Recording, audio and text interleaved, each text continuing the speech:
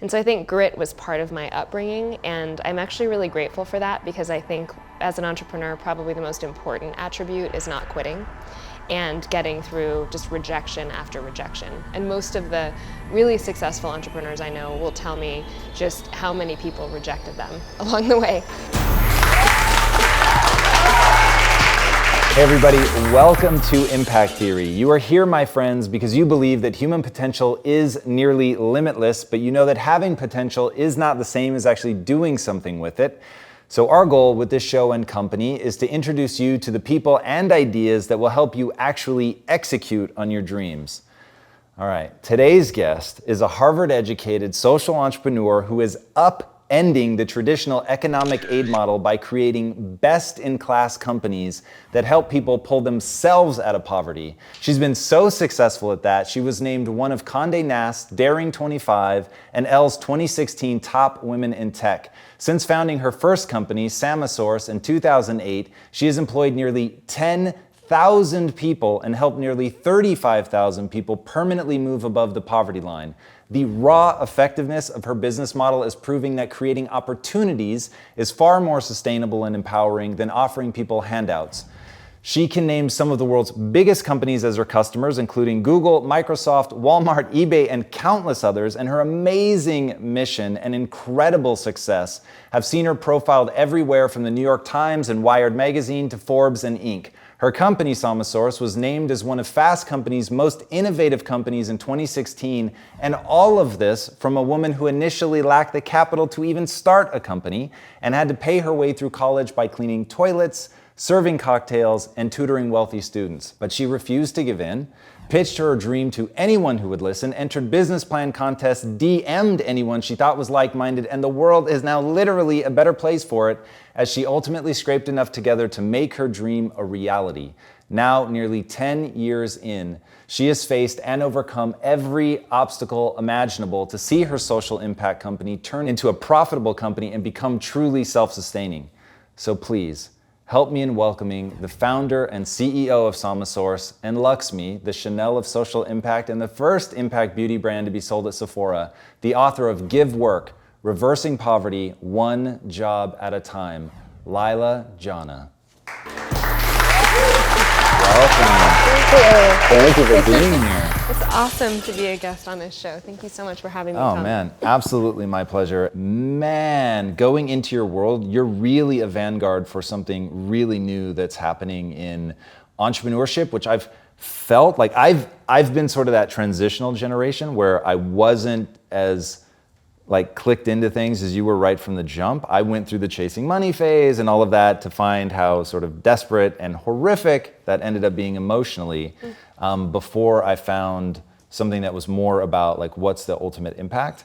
But walk us through, so I know that things didn't start out necessarily easy for you. Walk us through the dark times that you had in your 20s and how you ended up creating a social movement that's also financially powerful. Sure. Well, my parents are immigrants. They came here in 1978 with 2 suitcases. I literally feel like I lived the American dream. My brother and I went to public schools. We had jobs. I started working when I was 12. I started babysitting in the neighborhood. And I always had to hustle, and I watched my parents do it as soon as they got here. My mom had a degree in English literature from India. Nobody would recognize it, so her first job here was chopping onions at the local Wendy's, and they had to struggle. And so I think grit was part of my upbringing, and I'm actually really grateful for that, because I think as an entrepreneur, probably the most important attribute is not quitting and getting through just rejection after rejection. And most of the really successful entrepreneurs I know will tell me just how many people rejected them along the way. So if you can have a thick skin around that, it's actually a huge asset. For me, it was tough. As a child, I was always kind of an outcast. We never had enough money to shop at normal, clothing stores. We didn't have TV at home, so I was kind of a weirdo on the playground. I was a big nerd. I read books all the time and did science fair competitions, and I really found my refuge in academics and was really passionate about school. And so got lucky enough to get into Harvard, but didn't really have the money to attend. So I would cobble together different jobs. I did, in fact, clean toilets for our campus. We call it dorm crew, but it's like a janitorial service run by students. So it's funny to imagine that at one point I was literally like scrubbing the shit off of the rich kids' toilets. However, I do think that a lot of that kind of work is truly character building. I remember that summer, I would literally calculate the value of everything I purchased according to how many toilets it would take me, to clean, to purchase that. And I think it gave me this frugality and discipline, which I then brought into my entrepreneurial career. It's really interesting because my dad used to make me take like hard labor jobs, and either as the family, so before I could work legally, we used to go on these like wood chopping expeditions. We would literally drive up into the mountains. Growing up in Tacoma, like, I don't know if you could do this or you just did it, but we would go and find fallen trees and you cut them up and stack wood, and you'd spend all day doing that, and you do that several times through the summer. And then when I was 12, I had to work in a door factory. And wow. So, and you can't imagine the rage that filled me with. I was so angry with my parents, and I used to have to carry lacquered trim. Wow. And I was getting arm hair by that point, and it would stick in your arm hair. And there's like no way to get it out. So I would be so angry, like pulling it out. And my dad kept saying, this is gonna build character. This is gonna build character. And how do you, and I totally agree with you, and that has served me immeasurably in my entrepreneurial journey. Why is that? Like, what is one thing you don't think people understand? Like, if they're about to start their first company, what do they not see coming for them? And how can they, if they didn't have parents that somehow put them through the school of hard knocks, like, how do they toughen up? That's such a good question, and I know there's a new book out on grit. There's all these new studies on adverse childhood experiences, different from, in the case of your parents or mine, adverse childhood experiences are worse. That's if you had trauma or some kind of abuse in your background. What they find is that people who have endured hardship in some way can build grit and resilience from it. Sheryl Sandberg talks about this in her book Option B, about this idea of post-traumatic growth and using something that's tough as a growth experience. And so I find this fascinating because I think for me, I too hated my parents for forcing me to do some of that. And I also just was frustrated. I mean, I remember feeling surrounded by the rich kids and feeling like I was never gonna fit in. I think if you didn't have that kind of a background, one of the ways that you can push yourself to get beyond your comfort zone, I think, is to read about failure and try to immerse yourself in more case studies that show you how failure can profoundly shape you. And it's hard. I mean, in the early days of a startup, I think rejection is inevitable. So there's an element of just getting back up again when you've been punched so many times that you feel like you can't. And I don't know what it is in us that creates that sort of tipping point when you decide to get up again. But it's among all the entrepreneurs I know who are successful, that is the single biggest factor. It's not quitting. You talked about having scar tissue from growing up, and you maybe downplayed it a little bit here in your book, and in some of your talks, you've talked a lot about like not having the TV, parents with accents, always being, because your parents were moving you. You moved like an insane number of times. Yeah, 12 times. So moving around so much to stay in essentially wealthy neighborhoods so that you could go to the best public schools, and that, kids can be really, really cruel. So going through that and then coming out of it, I think that breaks most people. Why didn't it break you? What were you saying to yourself mentally? Because I'm sure at the time you weren't thinking, oh, this is really going to make me a great entrepreneur. You're just trying to get through it. But what were you telling yourself to get through it? So it's interesting you brought that up, and there was abuse in my family, and I've kind of come through a lot of that in recent years, and also understood how it shaped me. And I think for me, my refuge was in helping other people. I started doing community service in high school, and for me it was this refuge. Maybe seeing people who had it even worse than me, put my own suffering in context. Maybe it made me feel like I could somehow transform hurt and pain that I was feeling into something positive in the world. Looking back on it, I feel like maybe that was the original impetus for me to do this work. I ended up going to Ghana when I was 17, which was so random. I got a scholarship from a big tobacco company of all places. So Big Tobacco did something, great for me, which was to fund my travel to West Africa and this volunteer program, which I could have never afforded to do. I didn't have a trust fund. Most people assume, by the way, that folks who work in social impact have like, millionaire parents who just can write them checks to go to Africa. That is so not my story. I mean, I was like hustling for my own checks. I actually literally had that as a part of your intro at one point. Like, if you think this was a trust fund, maybe like, you are sadly mistaken. So the opposite of a trust fund. So I used this money to go to Ghana, and a lot of people that my parents knew and even people in my school were like, this is completely insane. Why would you do that? This is, dangerous. You're going to be by yourself as a young American woman in the middle of this, West African country. And I think I never would have done that had I not been propelled out of my comfort zone by what had happened to me as a child. And I think it creates a sense, for me at least, of openness and receptivity and maybe vulnerability that I might not have had otherwise. Do you have magic words for somebody who's going through something similar, but their response is to close down? It's not to open up. They're not being propelled forward. They're being held back. Because I've met people that they fall into both camps, like really similar circumstances, but just diametrically opposed responses. Like, do you have the magic sentence that would help somebody jump from closing down to opening up? The only real power we have in the world is choosing our response. We can't choose what happens to us. We can get stuck into situations where we are abused, where we are not treated fairly, where any number of bad things can happen. And so the only choice we can make is how to respond. And I find that knowledge gives me so much freedom, because if something bad is happening to me that I can say is beyond my control, I can say, well, at least, I have the power in my response to show the world what kind of person I am.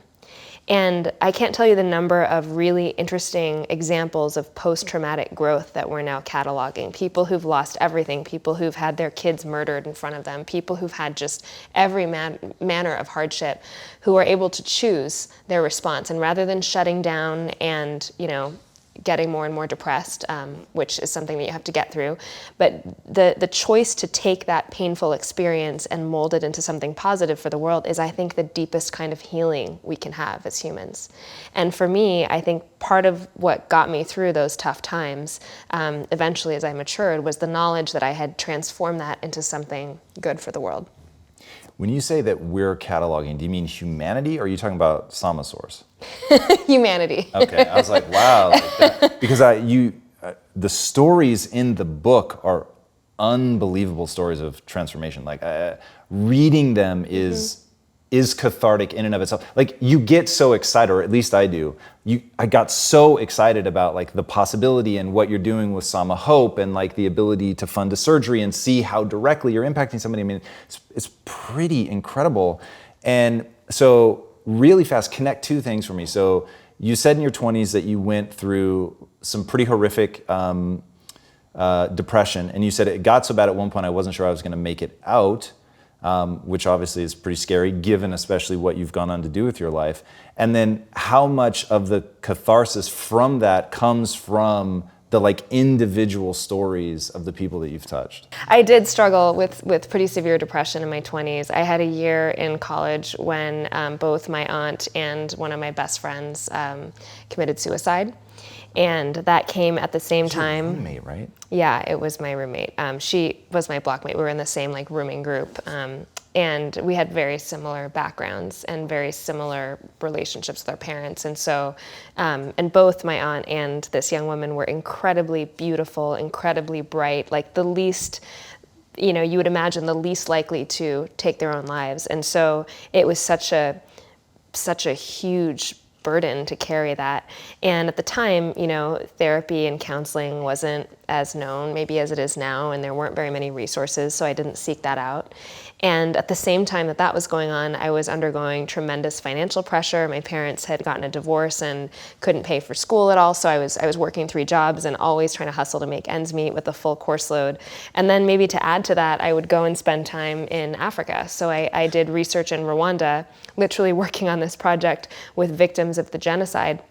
who'd had, I'd go there and interview people with like machete wounds on their head from this horrific genocide, talking about having seen their children murdered in front of them. And so I didn't even understand the concept of PTSD, and how if you're exposed to people who've undergone serious trauma, you yourself can take that on. So it was just a hot mess after these few years. And then I graduated and I moved to New York City. I took a management consulting job just to be able to pay the bills and hopefully learn about business. I knew I wanted to create a business that would help people, and ideally a business that would hire poor people and move them out of poverty. But it was tough times. I was alone often as a consultant, getting up at 4 a.m. on a Monday to fly to some random city, and spent most of my time alone in hotel rooms. So it kind of all added up, and at one point just exploded. And I went through some very dark times. Anyone who's been through depression knows what I mean. And I guess what got me out of it was I feel very blessed to have found a career that nourishes me spiritually.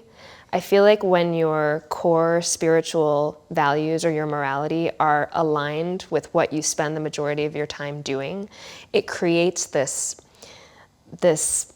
unity in your soul. And I feel like having that has been such a cornerstone of my life. It's what I often go back to when I'm really struggling or when I'm feeling depressed. I will literally go back and read. I have a file in my Gmail of inspirational stories from our workers. Stories that people will send me about their own transformation, or stories that managers of our centers will send me. And whenever I'm feeling depressed, I'll go back and read those just to ground me.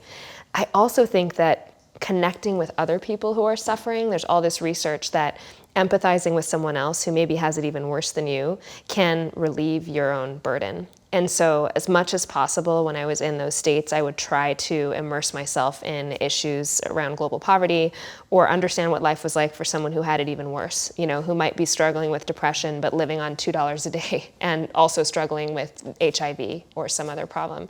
And that would help bring me out of it. You said that you have a 4-tiered process to dealing with things. I'm putting those words, but it was a 4-step process. One of them was meditation. Walk us through the 4. That'd be really fascinating. But the one that I found super interesting was your brother's an astrophysicist, which is crazy. Totally crazy. And you said thinking about nature, thinking about space, thinking about something bigger than the human problems that I'm struggling with alleviates that. It's really interesting to see that sort of reflected both at the human level, even just finding somebody that's struggling bigger than you, and then even stepping outside of that and seeing how small we are. And you said you used to look through the telescope at Saturn, and it gave you the sense of it would lower your stress and pressure. So what is that 4-step process? Sure, and I think I might have forgotten I wrote this up. I know there was meditation and mindfulness. The zooming out and contemplating nature is so helpful, and there's now all this new evidence that shows that that when we spend time in the wilderness, the Japanese call it forest bathing. There's a term for it. There are actually, documentable neuroscience benefits to that. Your brain chemistry changes when you're exposed to wilderness. My own view is that we become conscious of our smallness and how irrelevant these petty concerns are day to day. You'll be annoyed about, I often get annoyed about something somebody said to me at the office, or some political thing that's going on, in my friend group, or some other issue. I'm stuck in traffic, and I will forget, wait a minute, okay, at the end of the day, I come from stardust. I will return to being stardust. None of this matters at all. The only real thing that matters is love. Loving people and being loved yourself. And I think everything else is kind of gravy. So it's helpful to remind ourselves of that, and contemplating vast expanses in space, or for me, it's really the ocean. I spend a lot of time in the ocean as much as possible. I'm such a California person at heart. That really helps center me and remind me how petty my concerns are actually. I also talk about exercise. For me, various forms of exercise are totally cathartic. I'm really tightly wired and a little bit manic, and so I'm like a little hamster. If I don't get out my hamster wheel energy, it's probably going to get scattered all over the place. So I kite surf, I do yoga, I'm really into dance. I find rhythmic activity really helps and can be really soothing and therapeutic. And then I don't know if I talk about this in that piece, but for me, therapy and coaching have been hugely helpful. I don't think we talk enough about therapy. I think that if we're willing to hire a coach for better sports performance, why wouldn't we hire a coach to have better emotional performance and deepen and improve our relationships? What are some key things that you've gotten out of coaching? if somebody watching right now was going to take away a few key things, what would they be? The biggest one for me, being like a hot-blooded, passionate entrepreneur, is the concept of the pause. So inserting a pause before you respond is probably the most helpful thing for, at least for my relationships with my colleagues, with my partner, with my friends. I'm tempted always to run a mile a minute and to respond immediately. When I hear something, I'm pretty quick-witted. I like thinking on my feet. I have that entrepreneurial hustle, and so I'm very tempted to just respond immediately. The worst decisions I've made, the worst comments I've made, the most damage I've done to relationships or in my companies has been when I've responded that way and not taken a pause. It's really interesting. You actually have a great story about this with the guy that wrote in and said, you're destroying America, you're outsourcing all of our jobs to India, essentially shame on you. And you wrote him the vicious email, but you didn't send it. And then what happens from there? I'm so happy that you brought that up. I will never forget Joe from Ohio.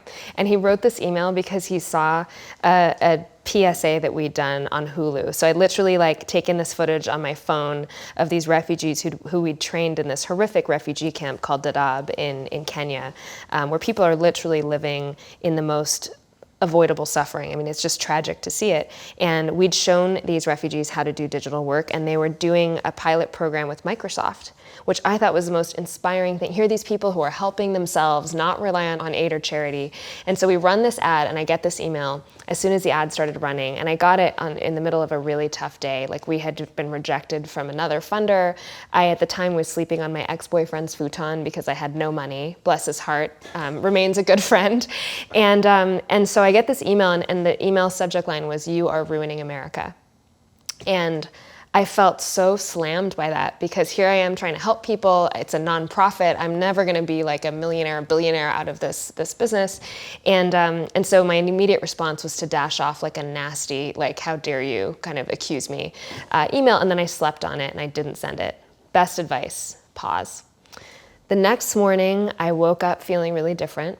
And I did a quick Google search of Ohio unemployment statistics and found that Ohio had been very hard hit by the recession. This was back in 2009. And I thought, let me respond with compassion. So I wrote to Joe and I was like, "Dear Joe, I'm sorry you feel this way. Maybe you have a point. Do you have any ideas on how we might adapt our digital work model for here in the US? I would love to help communities like yours." And his response to my email was night and day. He wrote back and he said, "Thank you so much for your kind response. I'm really sorry that I said what I said. I'm just really frustrated. I lost my job recently. I live in a community where a lot of the factory work has gone overseas and we're struggling." And eventually he kind of dropped off the map, but it did inspire me to go to my board at Samasource and say, what could we do to fight domestic poverty? How can we be an organization that's not just siloed into attacking this issue at the international level, but maybe is more thoughtful and creative about applying it here? Yeah, I was really surprised by that. So I knew that you were doing things internationally, but I had no idea that you had started, and it's in rural Arkansas right now, right along the Mississippi Delta? We started there, and we eventually shut down that branch of the program because it wasn't working, and I can tell you all about that. But it operates now in San Francisco and New York. It's called Sama School. Whoa. So what is Sama School now then? So the idea behind Sama School is, if you look at the American economy, it's very different from the economy of, say, Kenya or Uganda. So the model that we have working overseas doesn't exactly work here. It's a different flavor here. Here, all net employment growth in the last decade has happened in the independent work economy. So this is contracting, basically. Everything from gig economy jobs like Lyft and Uber and TaskRabbit and Field Nation to contract work for companies, right? And that has just exploded, partially because younger workers want more flexibility in the jobs they have. They don't necessarily want to work a 9-to-5 for 40 years and then get a pension at the end of it. Those jobs have gone away. So we developed the first gig economy training for low-income Americans. And what we're trying to do is help modernize our workforce training in this country, which is so out of date. We're training people to do jobs that went away a decade ago and are not coming back. So our philosophy is, why try to oppose the trend? Let's understand this is what's happening, and so how can we make the most vulnerable people in our society successful on these platforms? Wow, that's incredible. What do you say to people that say you're a saint? They don't know me well enough. Definitely not a saint. I just tell them also talk to my colleagues and they'll be schooled. I have a passion for doing this kind of work. It's almost a selfish passion because it makes me feel really good. Maybe it's the feeling that other people get when they go to church or they do volunteer work. For me, this is like my soul food. How did people respond? You gave an amazing speech, which I'd love you to recapture the core thesis, but you gave a speech about how MLK, Gandhi, they're not saints. They're real people. And as you walked through that, you led the speech off by saying, I'm about to get a lot of haters for what I'm about to say. And then you said I thought it made them more interesting. But what was your thesis in that? Just that when we put people on pedestals as saints, we turn them into an other. We turn them into, we think of ourselves as us and lowly, and we think of them as these saintly people who are just somehow different from us. And therefore, we don't have a moral obligation to do the things they're doing because they're uniquely equipped. Let's remind ourselves that some of the most famous and prominent social leaders were not flawless. MLK was a known, cheater. He cheated on his wife regularly, unfortunately. Gandhi, it's well known in India, was really, really cruel to his wife. There's even a play that I watched about it, which was kind of shocking. And I guess the moral of the story is that no one is a saint. Even when they're canonized, they don't. There's a whole book that criticizes Mother Teresa's work. And I'm not saying this to take down our heroes. I think that what all three of those folks have done is truly heroic and great and should be celebrated. I say this because it's important that we don't absolve ourselves of a moral duty to act. We all have that duty to act. You don't have to be flawless. These people are not, genetically different. And I think that's another problem with this pedestal issue, is that when we put people on pedestals, we then start nitpicking and saying, oh, well, if he or she wears a nice dress, then she can't possibly care about poverty because she's too consumed with her own appearance. Or in MLK's case, many people tried to take him down because he had such a great sense of style. Those two things are not incompatible. You can have an interest in fashion and a desire to make aesthetic choices that fit your taste, and at the same time find poverty to be morally objectionable and want to do something about it. People who do work in service of humanity do not need to be saints. We do not need to put them on pedestals. They don't have to, take vows of poverty. I think when we say that and do that, it makes ordinary people feel like they could never enter this field, and that's part of the problem. Yeah, I love that. And that's one consistent theme that I've seen through everything that you've written, that you've talked about, interviews that you've done, is look, I want to do good in the world, and I also want to be a badass chick. So, right? I want to roll up and do something amazing. And you said, oh God, you were talking about humility, and you said, look, is Elon Musk overly humble? No. And do we want him to be? Judge me by my results, not by my attitude. That's not the word you used, but it was that was where you were going with that. What are your thoughts around humility, how we can leverage a little bit of bravado to draw attention to important causes? I think it's so important. And I think, again, it's that pedestal problem, because when we put someone on a pedestal, we expect them to behave, like not human, right? We expect them to behave like characters in the Bible or something. And as a result, we get extremely demoralized, or, our whole image of them is taken down when we hear that they spent, some amount of money on an outfit, or that there have been so many takedowns of social entrepreneurs in the media or nonprofit, do-gooders. For some reason, maybe it's because people assume that if you're doing good in the world that you are a little bit self-righteous and you're putting down others. There's a sort of a takedown desire people have. And I just feel like that's unfortunate. I think there are so many examples of truly corrupt, solely profit-seeking entrepreneurs who've done far worse, I think, who are under far less scrutiny than relatively good social entrepreneurs who, are flawed humans like we all are. And I guess my takeaway from that is to try to be a little bit more balanced in our assessments and look at the bigger picture. Yeah, it's interesting. I like that notion of looking at the bigger picture, of really starting to assess. And in fact, this is at the core of how you want your nonprofit to be judged, is what's the impact for the dollar spent? So you've said, like, people will see a nonprofit throw a lavish party and they're like, oh my God, that's so scummy. Like, how can you be doing that? But what if in doing that, they draw like people that just pour millions of dollars into something and it has a massively disproportionate effect? I think that's a really powerful way to look at that. And I'm actually interested to hear your details, but you have moved, at least with luxe-me, into a for-profit. I've worked on the board of the X Prize, talked to Peter Diamandis, who I know you know, and about the frustrations of the nonprofit world. And I have chosen, so I like to think that what we're doing at Impact Theory will ultimately have a lot of social good. But for me, it is absolutely, like, I wouldn't even do it if I couldn't turn a profit. And I'm just being honest, right? Yeah. Like, you say whatever you want about me, I don't give a shit. Like, I want to have lasting impact. I want it to be interesting for me, and I want to touch the lives of hundreds of millions, if not north of 1 billion people. It'd be absolutely incredible. But I'm driven by both, right? And so to pretend that I'm not driven by one seems crazy. Also, there's so much power in being able to be self-sustaining, to not have to ask anybody for anything, quite frankly, let alone money.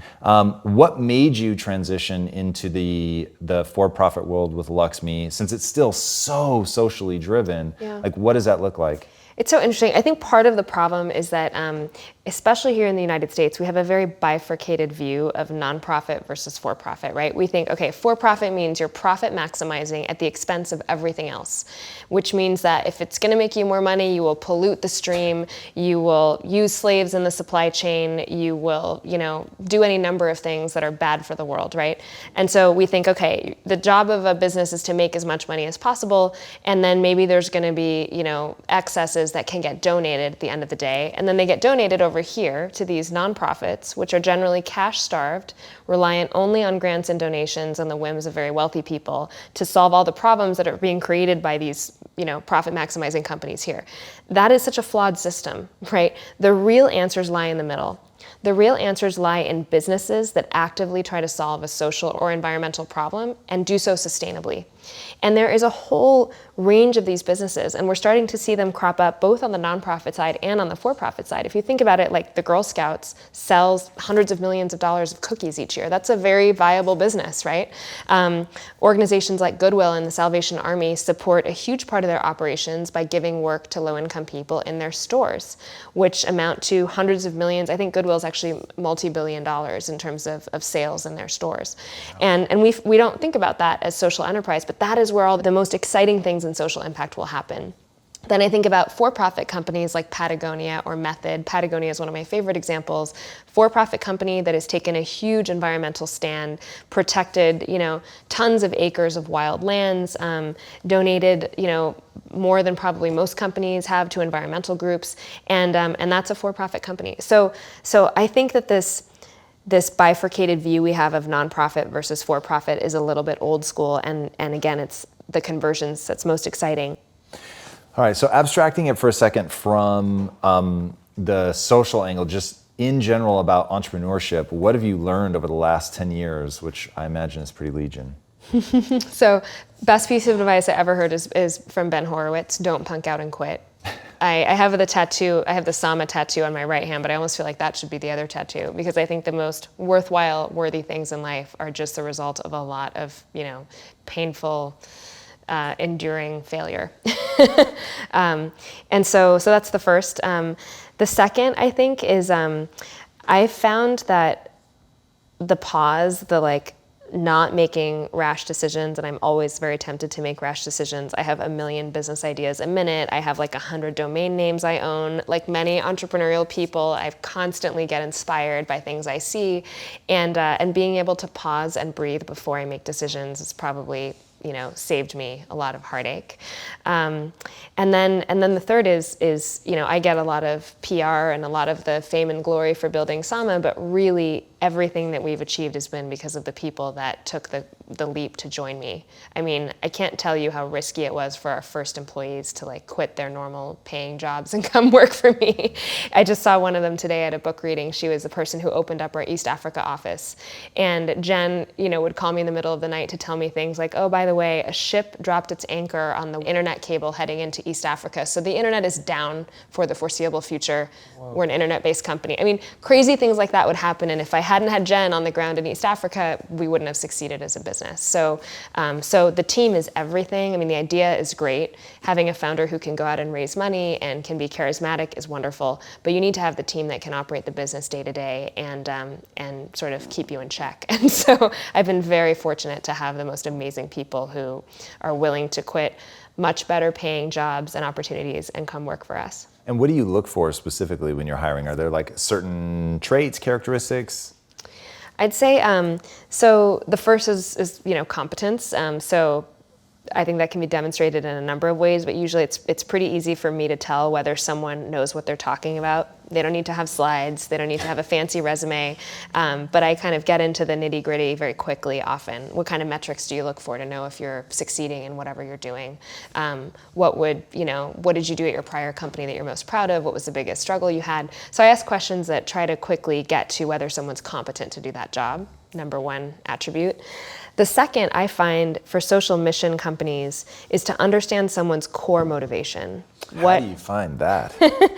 I find that most people who come to work in social enterprise had a transformational life experience. I can't tell you how many people will say, I had a parent who died, or somebody close to me became really ill, or I struggled with an illness, or I battled depression. I had some kind of traumatic or serious life event that called into question how I was spending my time, and that basically made plain that I wasn't able to implement my value system in my job, and that created this disharmony. And so many of our best people who've been with us the longest are the people who had those kinds of transformational life events and decided to quit the job and do something meaningful and invest themselves fully. And it can be so hard. I think often with social environmental impact companies, you're running the same race as everybody else, but you're deliberately handicapping yourself by putting these additional constraints on your business. So to get through that can just be so hard. It means you're often not getting enough sleep because you're dealing with some worker issue in Nairobi that a normal company wouldn't have, because a normal company wouldn't hire people who come from slums and who deal with all these other issues. And so you really do need to find people who are exceptionally committed above and beyond just the excitement of doing their job, exceptionally committed to the mission. And when you find those people who are basically missionaries for what you do, I think the most satisfying thing for me has been seeing people invest as much or even more than I have in the company. And that was a real turning point, is seeing people who were willing to care more about Sama than I was at a certain time. And as an entrepreneur, that's maybe the most satisfying feeling. What did that first, I'll call it the first year, but it's really before the company existed, when you were trying to get people on board? Because one of the number one things I get asked is what's that first step? How do I get started? I don't know anybody. I don't have money. What do I do? How did you overcome that? Tactically? Yeah, I mean, I think another good piece of advice is the side hustle. So I started the business plan for Samasource when I was working as a management consultant. And I started working on it at nights and weekends, and just really because I was bored with my consulting job and I wanted to do something more meaningful. I knew I wanted to build a social enterprise of some kind. And so I read every book I could. I read every case study I could get my hands on. I learned about Muhammad Yunus and the microfinance movement. He remains an inspiration to so many of us in the field. I went out and I watched speeches done by other social entrepreneurs, and in this learning put together this business plan and applied for competitions online. I just sent out the business plan there was a social business challenge in Amsterdam that I found on the internet, and I submitted the application, and lo and behold, they called me. I went to the semifinals and I got one of those big checks. I got 22,000 euros from that competition. And around that time, I thought, okay, I should quit my job and do this full time. The next funding we got was from another business plan competition. I didn't place first in either of them. And that was another $14,000. And I cobbled that together and made that stretch for over a year in building Samasource at the very beginning. How do you decide what books to read? What internet searches are you doing? I literally think people they go, okay, I've heard Leila said, I need to I need to speeches, I need to read books, but what books, what speeches, where do they start? Yeah, well, Amazon recommendations are actually pretty good. So, Really? yeah. So just based on things you'd already read? Based on things yeah. So if you look at what Muhammad Yunus has written, they'll suggest other books in similar categories. I personally found inspiration from entrepreneurs. I read a lot of books about entrepreneurship and the journey that people have taken. I actually published a book list on my Medium account, if anyone's curious, with my 108 life-changing books, pieces of art, and I think I even have some podcasts and music on there. Nice. All right. We'll have to check that out. In fact, just drop your name into Medium and it'll pop up? And it'll pop up. All right, perfect. So you're reading, taking in information, but you don't stop there. You actually put it into action. Do you remember what that first real tangible thing was that you did?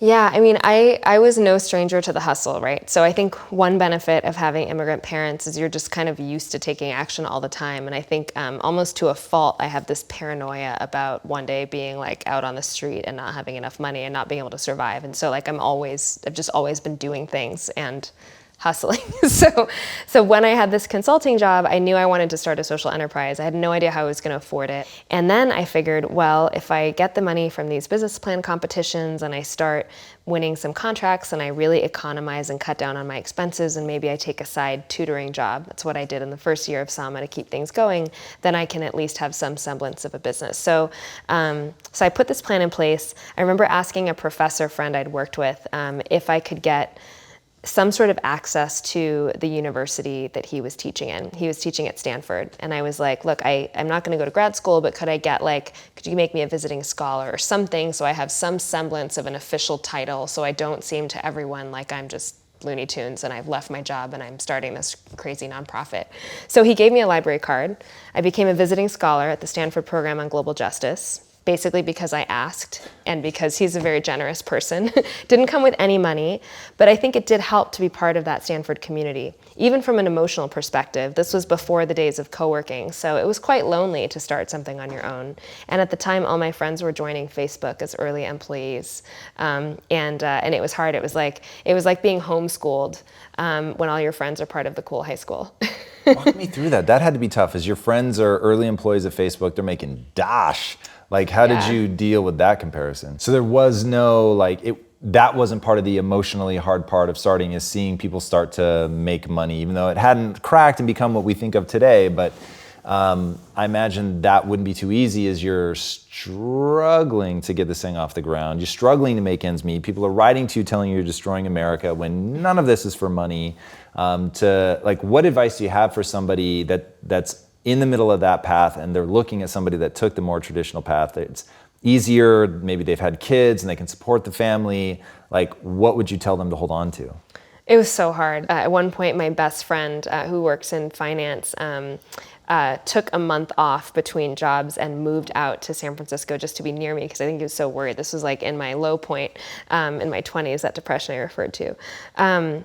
For me, what really helped was, again, going back to the stories of the people we were helping, because it just provided this sustenance. I got one email one year around Christmas time from one of the people who managed our work center that was working with mostly women who came from slums. And she said, Leila, I just want to tell you the story of this woman who is a single mom and what she's been able to do for her kids. And you may not see it, but I'm, here in Nairobi, I see this every day. I cannot tell you what a difference that you personally have made in the lives of all these people. And I'm so grateful. It was just a simple Christmas card. And I wept when I read that. I so needed to hear that at that moment. I pinned it to my wall. I still refer to those kinds of letters all the time. And to me, that's worth so much more than money. I think some people live their whole lives and don't get that sort of satisfaction from their jobs. So I feel tremendously lucky and grateful that I've been able to build a career in this. And I think it's worth a lot of, compensation. Yeah, no joke. So one of the most interesting things to me in your story is actually back when you were 17, when you go to Ghana, I believe. Walk us through that. So one time I was doing a live broadcast and people asked questions and I answered them in real time. And somebody said, I want to do something with my life. What do? I've been reading, I've been all this. And I just lost my shit. And I was like, just fucking act. Would you, for the love of God, just go do something? And I said, if you've always been thinking about going to Africa and doing some good, book a ticket right now today and go tonight. Like, stop thinking about it, just go. And of course, the criticism was, are you out of your fucking mind? You can't tell people to just book a flight to Africa. Like, you need immunizations, if nothing else. Like, this is crazy town.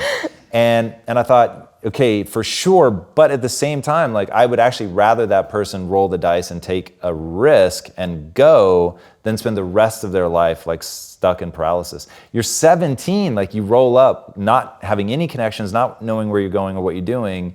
How did you make that work? How did you find the courage? What was that all about? Well, first of all, it's funny because everybody was like telling my parents, "Oh my God, you're negligent. Your daughter's gonna get hurt." Like, rural Ghana is probably the safest place on earth, like far safer than urban Los Angeles. My neighbors, as soon as I moved in, were just always taking care of me. Their first objective was to fatten me up because they said I was way too skinny. I would never find a husband if I continued that way. And so they would like bring me excess, cassava and stuff from the farms. I remember the first day I got there, this little girl came running over with this plastic cup. And I looked at my host mom. I was staying with these grandparents actually, who did this work for fun. Basically, they hosted these foreign volunteers, and so this girl comes with this cup, and she's got eggs in the cup, and she says something I don't understand, and looks at me expectantly with this cup, and I'm like, why is she giving me eggs? And my host mother explained, she's like, well, eggs are a very precious commodity here. These chickens often don't lay many eggs because they don't have enough nutrition, and so she's giving you the most valuable thing that her family has is to welcome you. Whoa. So there was just this incredible welcoming and generosity, and it made it so easy. In fact, my hardest thing was coming back home. I had culture shock, reverse culture shock, going to Harvard from Ghana, where everyone was super friendly and smiling all the time, and then get to Harvard where it was much like colder and harder to survive and a much more like dog-eat-dog atmosphere. That is really interesting. In fact, you have an awesome quote, and I'm almost certain that I have the exact quote here. I have molded my life around the fact that work is the best way to move people out of poverty, and that work is at the core of human dignity, but it's not all that there is.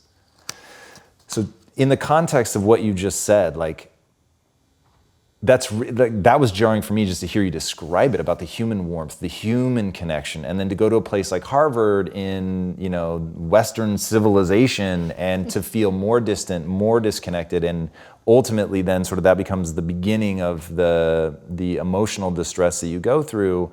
Like, how do we reconcile that? Like, what are your thoughts around the disconnect of the traditional Western lifestyle and the beauties that are in these rural villages that you're trying to really help, but you're trying to help them with like these Western ideals? It's pretty fascinating. I know, and it's such an odd juxtaposition because I find that some of my happiest moments are when I have very little and I'm in a place like rural Ghana, or one of the places I love most in the world is rural northern Uganda, which is just stunning. It's pristine.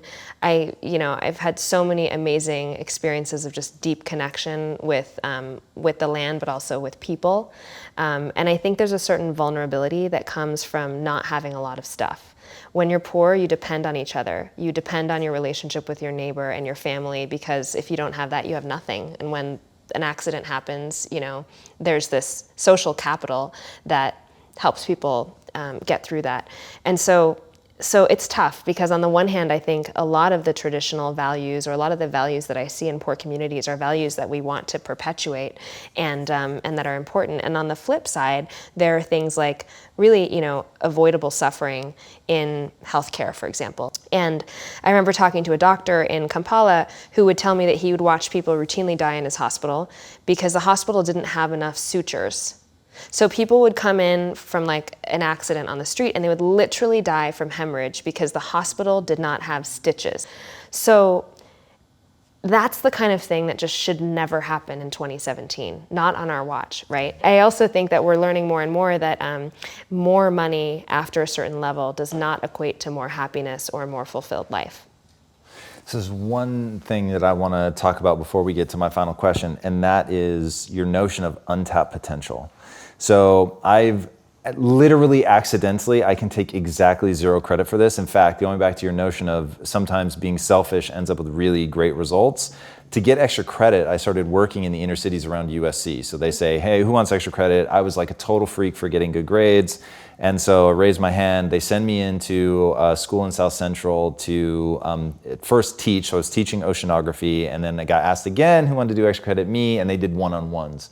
And that one-on-one relationship that I entered into with this little kid named Rashawn turned into an 8.5-year relationship just because I made him a promise that I'd help him with his homework. And so like it turns into this whole thing, and like I don't, at the time, I have no concept of this kid is changing me as a human being, like just at a deep and fundamental level, right? But I don't understand that. I'm 19, whatever. So, but it leaves this indelible mark on my life. And then I go on my crazy entrepreneurial journey, going through the periods of me realizing, okay, I've been chasing money. And for me, maybe not for everybody, but for me, like it just was soul crushing. And so I needed to connect to something again, humanity, people, something like when you were talking about that juxtaposition of, you know, being in rural Ghana and then coming to Harvard, like that's how I felt in the business world, chasing money versus like actually connecting with people. And I wanted to connect. And so that ends up, we create Quest Nutrition out of that desire to connect and bring value and all of that. But then again, unintentionally, I find myself in the inner cities because that's where you can afford the real estate. That's where manufacturing happens because A, it's zoned for that. And then B, you can get hundreds of thousands of square feet. So of course you're drawing from a local population. And here I am again with like these just incredible people. And I used to say, I'm mining for astronauts. And I don't know why, that was just like to me as a kid, like an astronaut, like, oh, you could never be an astronaut, right? That was like the unattainable dream. And I just thought, these guys, they could be. Like they're just as smart as me, and I'll define smart as the ability to process raw data at a given speed, right? They could do it just as fast as I could. So I was like, it's purely my opportunities, my mindset that differentiates me. And you've talked about that. You said the problem isn't potential, the problem is opportunity. Walk us through that, and then what awaits us on the other side when these people get to express their potential? Sure. It's just as you said, talent is equally distributed and opportunity is not. And we live in a world where more than 2 billion people live on less than $3 a day. And that number is adjusted for purchasing power. So that's what $3 would buy you in a US city in modern times. So just imagine what that means. I mean, it means that you are living in a constant state of scarcity. We now know there's a very interesting book out called Scarcity, which talks about how scarcity reshapes your brain. They took Fortune 500 CEOs and had a few of them volunteer for a study where they were basically voluntarily starved for a week. And these guys stopped being able to make good long-term decisions universally because your brain chemistry is focused on finding food. It's focused on whatever is scarce. And so when people are living in a constant state of scarcity, they cannot possibly make, what we would think of as good decisions. They are locked into a state of suffering and not achieving their full human potential that is just tragic. And it's tragic not just at the individual level, it's tragic in the sense of this is the greatest natural resource we have in the world. More important than going to Mars, more important than finding the next oil reserve or the next diamond mine, is figuring out how we can mine the talent of the bottom billions of people who've been left to fester.